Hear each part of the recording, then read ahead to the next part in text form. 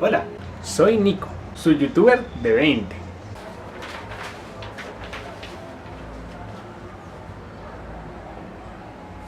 Todo salió bien. Todo salió bien, y es verdad. Hoy le vamos a dar un vistazo general a los agentes xenobióticos y a las mutaciones. Para comenzar vamos a definir la palabra xenobiótico. Esta deriva del griego xeno, que significa extraño, y bio, que significa vida. En pocas palabras, los agentes xenobióticos son compuestos químicos que no hacen parte de la composición de los organismos vivos. Estos contaminantes generalmente tienen efectos sobre los organismos sobre los que influyen, aunque no presenten una toxicidad aguda como lo pueden presentar los agentes xenobióticos tóxicos. Los agentes xenobióticos tóxicos son aquellas sustancias que causan efectos sobre los organismos, y esos efectos se ven reflejados en una relación dosis-efecto. ¿Qué quiere decir esto? Que a una mayor dosis de este agente tóxico va a presentar un mayor efecto sobre el organismo sobre el que está incidiendo, llegando a producir incluso la muerte. Los contaminantes, por el contrario, no tienen una definición en particular. Sin embargo, se trata de agentes que modifican el equilibrio. ¿Pero de quién? Obviamente de los organismos sobre la que este agente contaminante se encuentre realizando algún efecto o esté incidiendo. Teniendo en cuenta esto, podemos decir que los agentes xenobióticos causan efectos sobre el normal funcionamiento de las células vivas. Los agentes xenobióticos pueden agruparse teniendo en cuenta algunos factores, como su origen, ya sea intencionado o causal, como por ejemplo los residuos de minería y de la agricultura, su aplicación, como por ejemplo en medicamentos y antibióticos, inclusive en productos que utilizamos a diario de uso doméstico e industrial, y finalmente por su naturaleza, ya sea física, química o biológica. En la naturaleza física podemos tener en cuenta todos los residuos que se dan a partir de la mineralización que se da naturalmente. En la naturaleza biológica tendremos en cuenta todo lo que provenga de un ser vivo, sus residuos, sus heces, un organismo en descomposición, bacterias, entre otras cosas que provengan de seres vivos. Y de naturaleza química consideraremos todo aquello que sea resultado de procesos industrializados, así como los plaguicidas o pesticidas. Los pesticidas son ampliamente utilizados en la industria de la agricultura. En los últimos 30 años se han realizado numerosas investigaciones sobre los efectos que tienen los pesticidas en la salud humana, en particular, citando a Collery Treves de 2013, dejando claros los impactos tan amplios y variados que traen consigo. Sin embargo, en cuestiones de salud pública, es difícil determinar los efectos que trae consigo la exposición a estos agentes.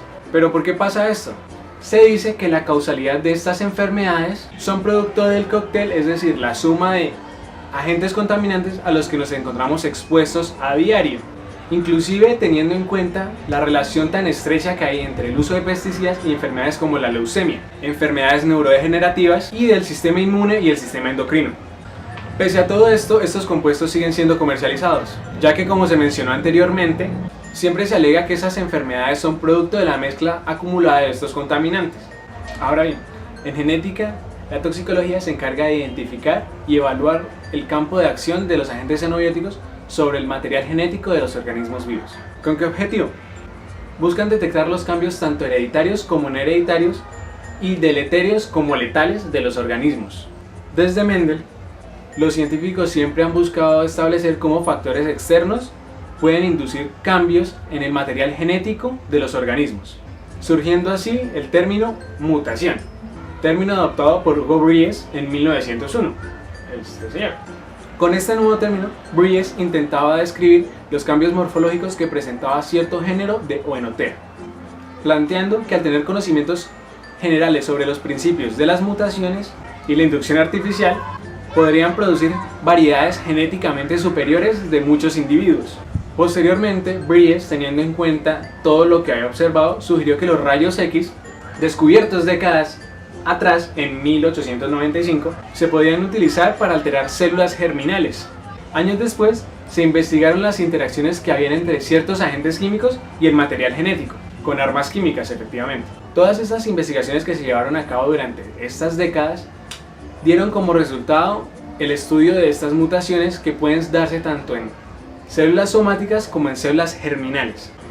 En las células germinales, estas mutaciones pueden verse reflejadas tanto en problemas como esterilidad, como mutaciones que se van a reflejar en el material genético que se va a transmitir mediante la herencia, mediante la heredabilidad. Por otro lado, en las células somáticas, estas mutaciones pueden llevar al individuo u organismo a desarrollar enfermedades o iniciar el proceso de carcerogénesis. así como se ve en esta tabla. Asimismo, se creería que las mutaciones en células somáticas no serían transmitibles a la herencia. Sin embargo, se puede entender que las mutaciones en células somáticas durante el desarrollo embrionario puede producir teratogénesis. La teratogénesis es el proceso mediante el cual se produce un defecto congénito en el feto durante el desarrollo embrionario. Ahora bien, yo creo que está más que claro que los agentes xenobióticos son compuestos externos que producen efectos sobre los organismos vivos. Pero, ¿qué es un agente genotóxico? Un agente genotóxico es muy similar a un agente xenobiótico, están la verdad estrechamente relacionados, pero se tiene en cuenta que un agente genotóxico es aquel que es capaz de causar un daño sobre el material genético de un organismo. Sin embargo, los agentes genotóxicos pueden actuar tanto de forma directa como indirecta, en ambos casos llegando a interactuar con el ADN, iniciando así un proceso de reparación que puede ser efectivo o no. Cuando la reparación del ADN resulta efectiva, tenemos un ADN reparado y una reparación ineficiente, que como podrán imaginar trae consigo alteraciones genéticas, daño genético que puede darse tanto en células somáticas como en células germinales.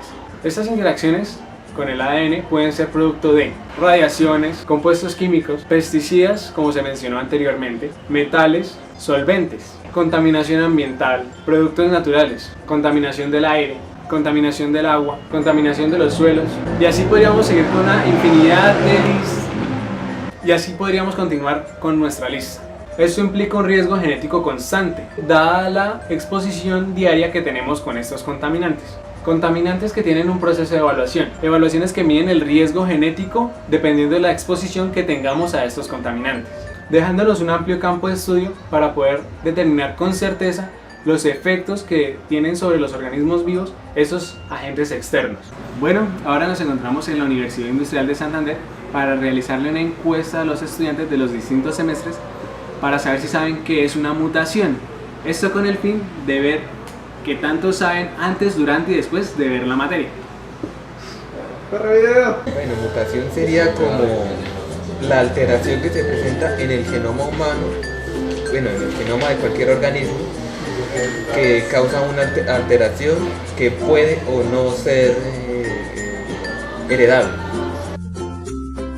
Bueno, para mí una mutación son modificaciones que ocurren en el ADN por alguna fuerza ambiental que se ve expresado en el fenotipo del organismo. Es el fenómeno que ocurre por azar,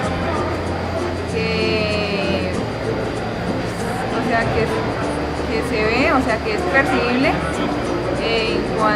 cuando cambia de,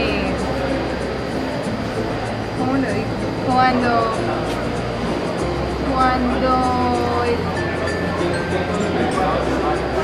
Cuando el fenotipo, es que no sé cómo hablarlo si en una perspectiva genética o algo. Sí, en genética.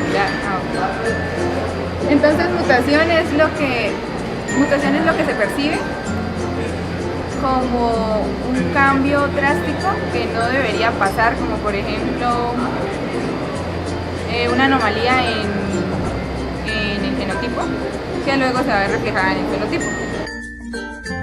Bueno, para mí una mutación es como un cambio o alteración que se produce en el ADN, por lo tanto en el genotipo, y que se puede ver expresado en el fenotipo. Una mutación es cuando ocurre un cambio en la secuencia de nucleótidos. Puede ser porque se insertan nuevos o porque se pierden algunos y termina codificando proteínas distintas o dañando la función de ciertas proteínas. Una mutación es una anomalía genética.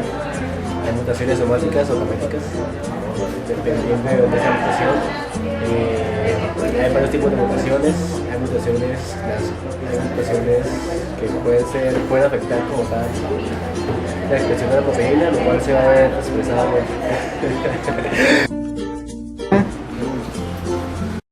Una mutación es un cambio en el ADN, que puede ser como estructural en un cromosoma o que puede ser puntual sí, cuando se cambia una base del ADN, no sé, que puede ser espontánea o puede ser causada por algún agente. ¿En cuál, no? Una mutación es cualquier cambio en una secuencia genética.